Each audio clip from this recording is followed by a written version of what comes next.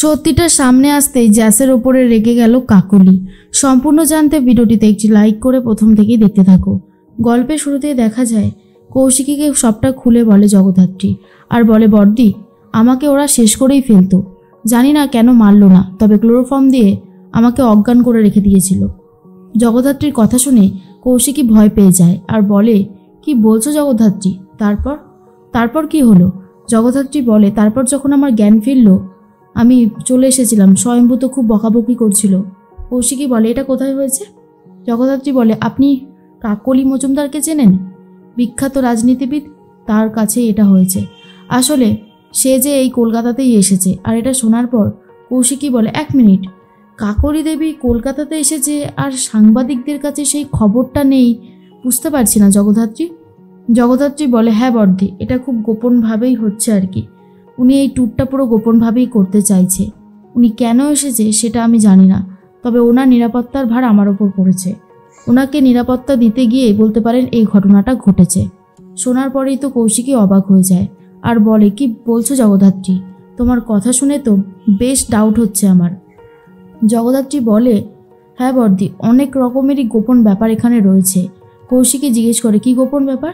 জগদ্ধাত্রী বলে সরি বর্দি, এটা তো বলা যাবে না, এটা সিক্রেট।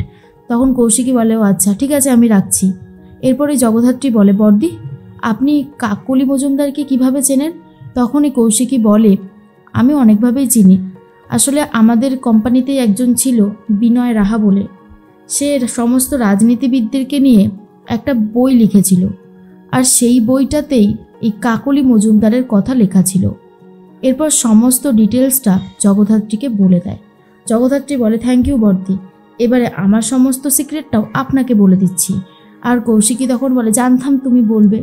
জগদ্ধাত্রী বলে আপনাকে বলবো না তো আর কাকেই বা বলবো, তাই না? যাই হোক আপনি শুনুন।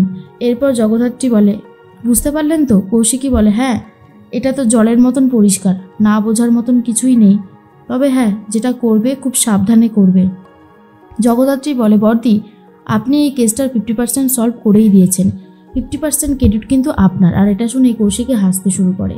জগদ্ধাত্রী বলে সত্যি বর্দি, আপনি হলেন সাংবাদিক কাম গোয়েন্দা, সেটা স্বীকার করতেই হবে। আপনি যদি আমাদের ডিপার্টমেন্টে আসতেন না, বলে বলে তুড়ি মেরে মেরে এক একটা কেস সলভ করে দিতেন। কৌশিকী বলে তুমি পারো জগদ্ধাত্রী, এখন শেষ পর্যন্ত এইসব বলছো? জগদ্ধাত্রী তখন বলে কেন বর্দি, আমি ভুল কিছু বলেছি বলে তো মনে হয় না। আর এর মধ্যেই জগদ্ধাত্রী কৌশিকীকে বলে যে থ্যাংক ইউ বর্দি, আমি আবার আপনার সাথে পরে কথা বলবো। আর হ্যাঁ, ওই পাণ্ডুলিপিটা কোনোভাবে জোগাড় করা যাবে? কৌশিকী বলে আমি একবার খোঁজ নিচ্ছি, যদি আমাদের অফিসে থাকে তাহলে তুমি পেয়ে যাবে। কৌশিকীর কথা শুনে জগদ্ধাত্রী খুব খুশি হয়। অন্যদিকে জগদ্ধাত্রী আর স্বয়ম্ভু বেরিয়েছিল কাকলি মজুমদারের বাড়িতে যাবে বলে। রাস্তায় একজন নেপালি ভদ্রলোক যার নাম রনি থাপা, সে ফলো করছিল জগদ্ধাত্রীকে। এরপর জগদ্ধাত্রী বন্দুক বার করে বলে কি চাই? কেন ফলো করছেন আমাকে? তখনই রনি থাপা বলে আপনার সাথে কথা আছে, খুব গুরুত্বপূর্ণ কথা, যেগুলো আপনাকে বলতেই হবে। তখন জগদ্ধাত্রী বলে কি কথা বলুন। কিন্তু স্বয়ম্ভু তখন বলে জগদ্ধাত্রী কি হলো, চলে এসো এসো বলছি। এরপর জগদ্ধাত্রী বলে দাঁড়াও, কি কথা বলতে চাইছেন আপনি? রনি থাপা বলে কথাটা খুবই গুরুত্বপূর্ণ আর কথাটা বলাটাও দরকার। এরপর জগদ্ধাত্রী বলে আপনি তো কথাটা বলতেই পারছেন না। জগদ্ধাত্রী ওনার কথা না শুনেই গাড়িতে উঠে যায়। কিছুক্ষণ পরেই একজন গুন্ডা এসে, যার মুখ দেখা যায় না, বাইকে করে এসেছে হেলমেট পরা, সে ওই রনি থাপাকে মেরে দিয়ে সেখান থেকে পালিয়ে যায়। রনি থাপা একদমই শেষ হয়ে গেছে। আর অন্যদিকে জগদ্ধাত্রী, স্বয়ম্ভু, সাধুদা সবাই মিলে চলে গেছে কাকলির বাড়িতে। সেখানে কাকলি দেবীর কাকাবাবু ভবেশবাবু, ভাস্কর আর এদিকে মামা, শাস্ত্রী মামা সবাই মিলেই আপত্তি করে যে জগদ্ধাত্রী এই বাড়িতে আসতে পারবে না, বিশেষ করে বাড়ির মধ্যে ঢুকে পড়তে পারবে না। ওনার যতই গোয়েন্দাগিরি থাকুক না কেন, উনি সেটা বাইরে দাঁড়িয়ে করবে, এখানে করাটা সম্ভব নয়। তখনই কাকলি দেবী বলে বুঝতেই পারছেন জ্যাসান্নাল, আসলে আপনি দীপেন শাস্ত্রীর ঘরে গিয়ে, তারপর ত্রিলোক সুন্দরীর ঘরে গিয়ে তন্ন তন্ন করে কী সব সার্চ করেছেন, আর ওদের মতে আপনি ওইগুলোকে ধরে একেবারেই ধরাশায়ী করে দিয়েছেন বলতে পারেন, তো সেই জন্যই ওখানে আপনি আর যেতে পারবেন না। সাধুদা বলে কিন্তু ম্যাডাম, এটা তো পুরোটাই আপনার সন্দেহবশত, আপনি যদি এরকম কথা বলেন তাহলে কি করে হবে? কারণ জ্যাসান্নাল তো এই কেসটার তদন্ত করছে, তাই না? সেটা তো আপনাকে বুঝতে হবে।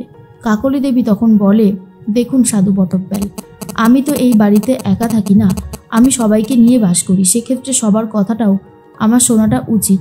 আশা করি বুঝতে পারছেন খুব ভালো করে। এর মধ্যেই একটা কথা বারবার করেই জগদ্ধাত্রী ভাবে, এই কেসের তো সব কিছু সলভ হয়েই গেছে, আর বাকিটুকু হয়ে যাবে। ঠিক সেই মুহূর্তে সবাইকে ঘর থেকে বেরিয়ে যেতে বলে, আর বলে কাকলি দেবীর সাথে আমার কিছু গুরুত্বপূর্ণ কথা আছে, ঘরটা খালি করে দিন। আর হ্যাঁ, আমি কথা দিচ্ছি 72 ঘন্টার মধ্যে এই কেস আমি সলভ করে দেব। আর যদি কেস সলভ করতে না পারি তাহলে আমি বাড়ির বাইরে থেকেই সমস্ত কাজ পরিচালনা করব। তখনই ভাস্করবাবু বলে, 72 সেকেন্ডও আপনি এই বাড়িতে দাঁড়াবেন না, যান বলছি। তখনই কাকলি দেবী বলে, ঠিক আছে, 72 ঘন্টা চেয়েছে তো এইটুকু ওনাকে দেওয়া যেতেই পারে, আপনি এই ঘন্টাটুকু নেন, আর অবশ্যই আসল মেন কালপেটকে খুঁজে বার করুন। সবাই ঘর থেকে বেরিয়ে গেলে জগদ্ধাত্রী বলে, আচ্ছা কাকলি দেবী, আপনি আমার কাছ থেকে অনেক কিছুই লুকিয়েছেন। আপনি বিনয় বাবুকে হয়তো চেনেন, যে কিনা আপনাদের মতন অনেক রাজনীতিবিদকে নিয়ে কিছু বই লিখেছিলেন। সেই বই পড়ে আমি জানতে পারলাম যে আপনি অনেক যখন আপনার 16-17 বছর বয়স, যখন আপনি প্রাপ্তবয়স্ক হননি, তখন আপনি কিছু একটা অন্যায় করেছিলেন, তাই আপনাকে জুভেনাইল বোর্ডে পাঠানো হয়েছিল, আর আপনি কি সব রিহ্যাব সেন্টারে ছিলেন, তাই তো?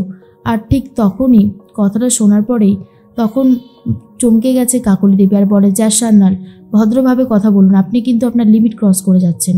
জগদ্ধাত্রী বলে, আমি আমার লিমিটটা জানি ম্যাডাম, সেখানে একজনকে মারা হয়েছিল, কে ছিল সেই ব্যক্তি? কাকলি দেবী হাসতে শুরু করে আর বলে, সবে যদি আমি বলে দেব তাহলে আপনি কি তদন্ত করবেন? যা সান্যাল, আপনি তদন্ত করে সত্যিটা বার করুন, আমিও সত্যিটা জানতে চাই যে আপনি কি করতে পারেন আর কি পারেন না। জগদ্ধাত্রী বলে, মগজাস্ত্র বলে একটা ব্যাপার আছে জানেন তো, যেভাবেই হোক না কেন সত্যি তো সামনে আসবেই। আর আমাকে এই সমস্ত খবর কে দিয়েছে বলুন তো? কৌশিকী মুখার্জি। তখনই কাকলি দেবী বলে, কৌশিকী মুখার্জি মানে সাংবাদিক কৌশিকী মুখার্জি?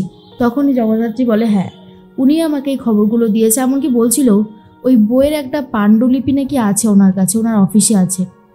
এবারে সেই পাণ্ডুলিপিটা খুঁজলেই সমস্ত সত্যিটা বেরিয়ে আসবে। সেই বইতে লেখাও আছে কে মারা গিয়েছিল আর কবে মারা গিয়েছিল। যাই হোক, আমি আপনাকে বলে গেলাম, বাকি কাজ কিন্তু আমাকে করতেই হবে। এর মধ্যেই জগদ্ধাত্রী চলে যায়, আর তখনই খুব ভয় পেয়ে গেছে কাকলি দেবী। তাড়াহুড়ো করে অদ্রিজা তার পার্সোনাল অ্যাসিস্ট্যান্টকে ডেকে বলে, বাজারে ওই বইটা, যে বইটায় আমার সমস্ত হিস্ট্রি লেখা রয়েছে, যেভাবেই পাও না কেন, যেখান থেকে পাও না কেন, তার সেই পাণ্ডুলিপিটা জোগাড় করো। অদ্রিজা বলে, ইয়েস ম্যাম। অন্যদিকে মুখার্জি বাড়িতে সবাই মিলে হইহুল্লোড় করতে থাকে। বৈদেহী মুখার্জি বলে, মেহেন্দি, শুনলাম তোমাদের অফিসে নাকি কী সব কর বিভাগ হানা দেবে বলেছিল, তোমার মা নাকি খুব বিপদে পড়েছে, কো এ বিষয়ে আমাকে তো কিছু বলনি। মেহেন্দি বলে, মাম্মি, এসব নিয়ে অত ভাবতে হবে না, এসব আমি সামলে নিয়েছি, এসব নিয়ে আপনি একদম চিন্তা করবেন না।